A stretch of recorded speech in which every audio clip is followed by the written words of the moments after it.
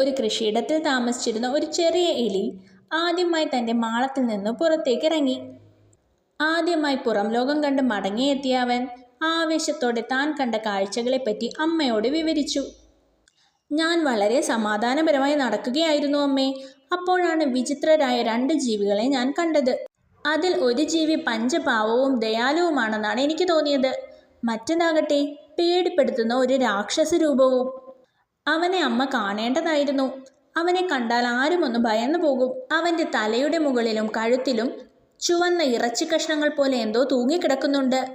അവൻ അസ്വസ്ഥനായി അങ്ങോട്ടും ഇങ്ങോട്ടും നടക്കുകയായിരുന്നു. നടക്കുമ്പോൾ തൻ്റെ നഖങ്ങൾ കൊണ്ട് അവൻ മണ്ണിലെല്ലാം മാന്തുന്നുണ്ടായിരുന്നു. അവൻ്റെ കൈകളാകട്ടെ ഇടയ്ക്കിടയ്ക്ക് തൻ്റെ ശരീരത്തിൻ്റെ 2 വശത്തിലും അടിക്കുന്നുമുണ്ടായിരുന്നു. എന്നെ കണ്ടപ്പോൾ അവൻ അവൻ്റെ കൂർത്ത ചുണ്ടുകൾ തുറക്കുകയും വലിയൊരു ശബ്ദം പുറപ്പെടുവിക്കുകയും ചെയ്തു. അവൻ എന്നെ വിഴുങ്ങിക്കളയുമെന്നാണ് എനിക്ക് തോന്നിയത്. കുഞ്ഞെലി പറഞ്ഞതൊരു പൂവൻ കോഴിയെ പറ്റിയാണെന്ന് അമ്മ എലിക്ക് മനസ്സിലായി. കുഞ്ഞെലി തൻ്റെ വിവരണം തുടർന്നു. ആ ചെകുത്താനെ കണ്ടില്ലായിരുന്നെങ്കിൽ ഞാൻ കണ്ട മറ്റേ സാധുജീവിയോട് ഞാൻ ഇന്ന് തന്നെ ചങ്ങാത്തം കൂടിയേനെ.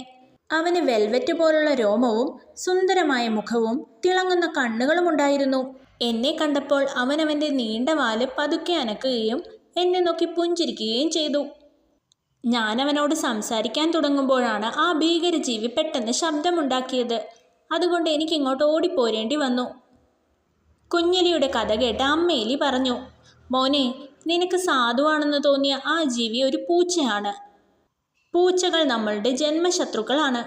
നമ്മളുടെ വർഗത്തിൽപ്പെട്ട ആരെ കണ്ടാലും പൂച്ച അപ്പോൾ തന്നെ കൊന്നു തിന്നും. നിനക്ക് കണ്ടപ്പോൾ ഭീകരനായി തോന്നിയ ജീവി ഒരു കോഴിയാണ്. അത് നമ്മളെ ഉപദ്രവിക്കുകയില്ല. കോഴി കൂവിയത് കൊണ്ടാണ് നിനക്ക് നിന്റെ ജീവൻ തിരിച്ചു കിട്ടിയത്. അമ്മയെലി പറഞ്ഞതെല്ലാം കുഞ്ഞെലി വായും പൊളിച്ചു കേട്ടിരുന്നു. പുറമേ കാണുന്ന രൂപത്തിൽ നിന്നും ആളുകളെ ഒരിക്കലും വിലയിരുത്തരുത് എന്ന് കുഞ്ഞെലിക്ക് മനസ്സിലായി.